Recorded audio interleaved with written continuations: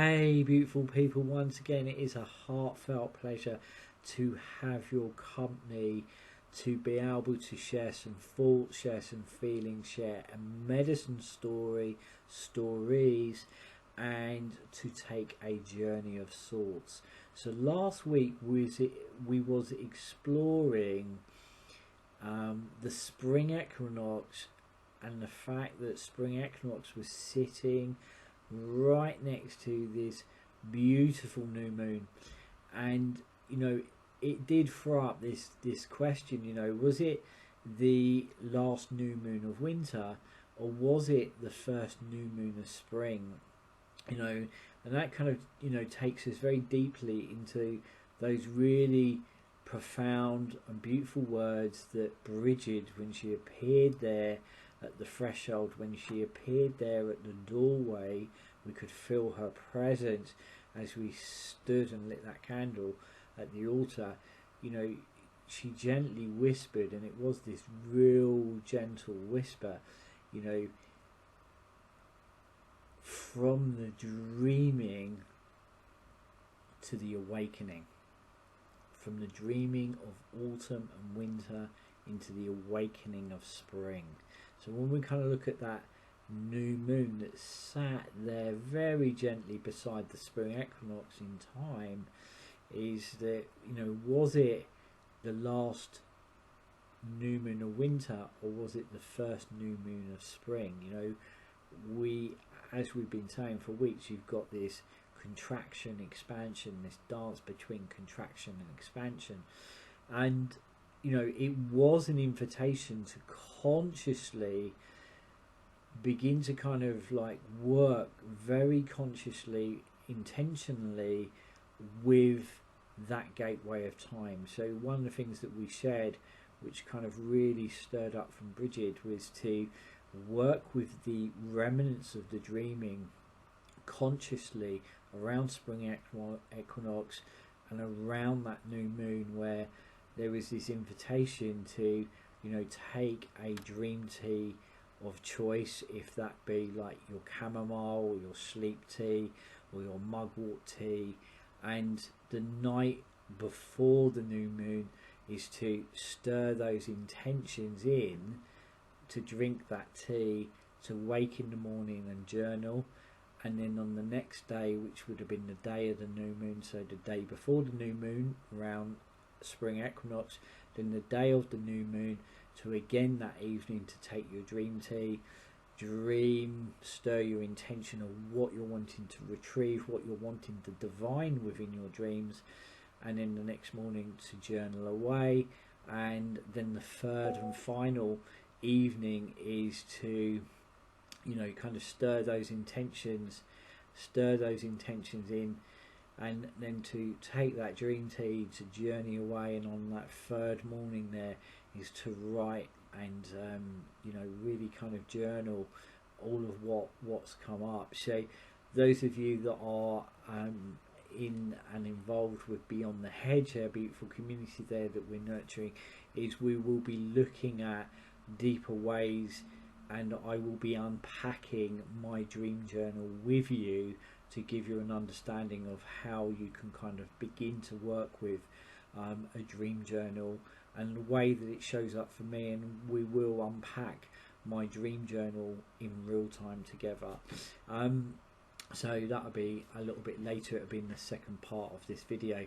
And those of you that are keen to become a part of the community, you will find that what we have done now is we have closed the doors up until summer solstice, so we can kind of hold this in a real tight container so that we can work really deeply over these coming weeks. And then it'll come around summer solstice, the 7th of June, we will be opening that invitation and opening those doors up again, up until the 21st, so up until summer solstice.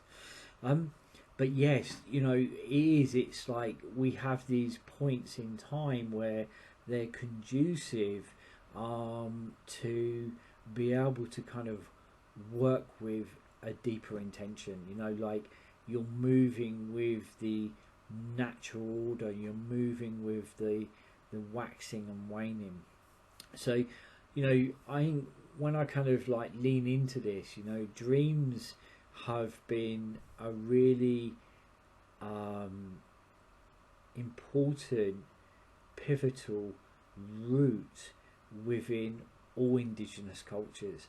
You know, I kind of think that, you know, when I'm sitting there and I'm beginning to make contact with spirit, and I'm beginning to move into that space, and I'm beginning to kind of just like lean into that contact, I am moving into a liminal, dream altered state where I'm really aware of what could seem like your imagination. It's that dreamy, liminal place of feeling that is kind of got this sense of one foot in this world and one foot in the other.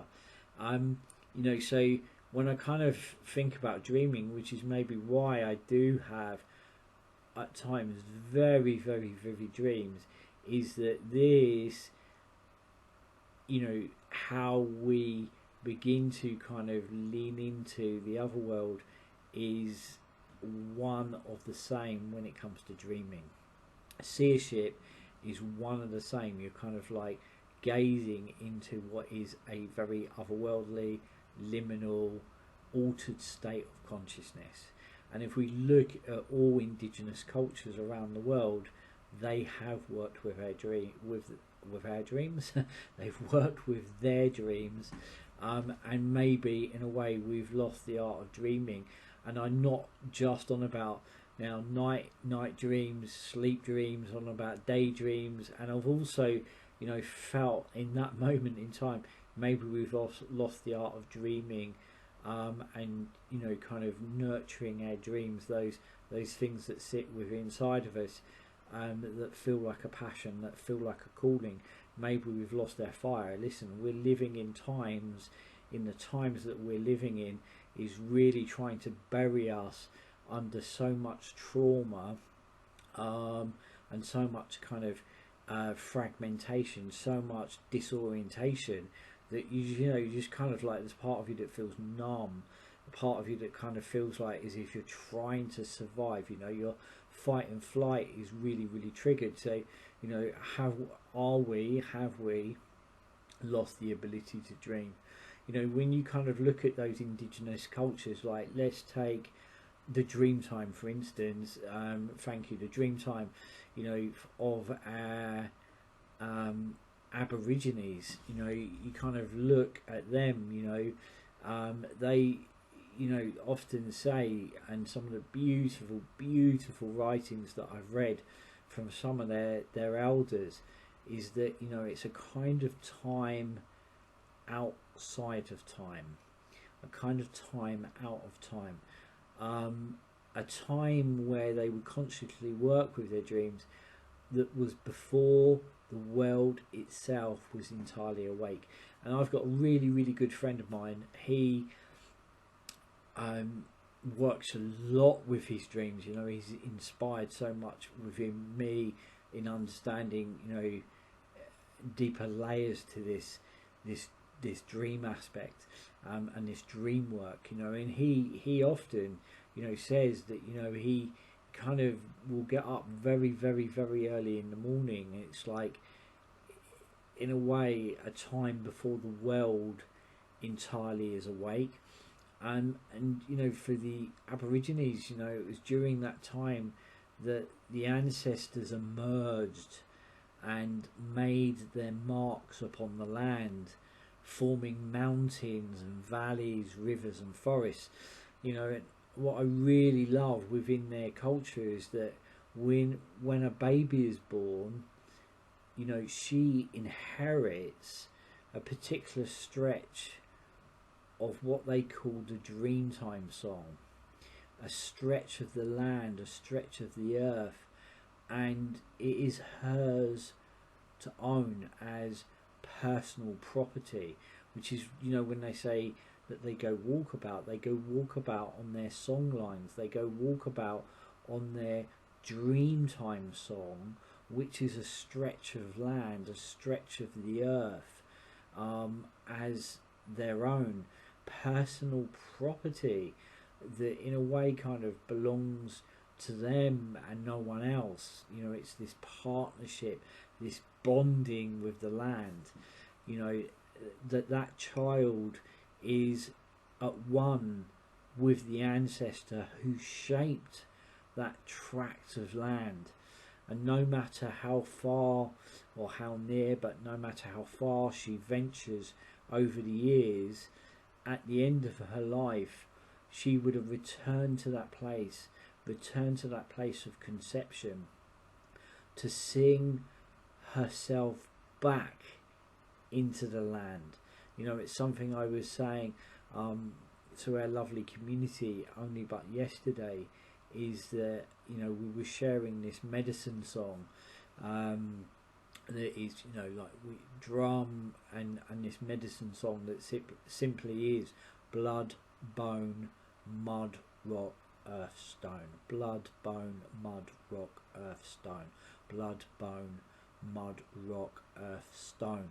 That traditionally for us as a clan and a community and a tribe, we would sing at Samhain, at a time where we really honour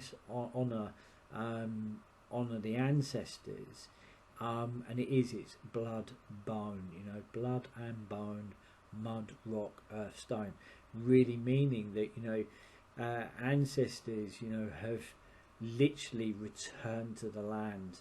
You know, they've literally returned into the land. Their blood and bone is within the land itself. And at that time, you know, our ancestors and those that have come before us would have gone to the burial lands, and they would have listened to the bones. They would have sat within those landscapes, and they would have listened, and they would have sung to the ancestors, because the ancestors have become a part of the land itself. So the same there with that beautiful Aboriginal thread, you know, that they would have gone back to that place, they would have gone back to that stretch of land, and they would have sung themselves back into the land, you know, which is really, really, really beautiful, really, really beautiful. And as Spirit often say, you know, when we dream alone, we dream, but when we dream together, we shape reality. And I think that's something that you know, in these times we want to kind of nurture and hold dear. You know, say, are you still dreaming? Are you still dreaming? I think that's a beautiful and profound question. So I'm going to gently leave it there, but wanted to stir up some food. Wanted to stir up tongue-tied again, stir up some food for thought. And as always, it is an absolute heartfelt pleasure, and look forward to sharing some time with you next time.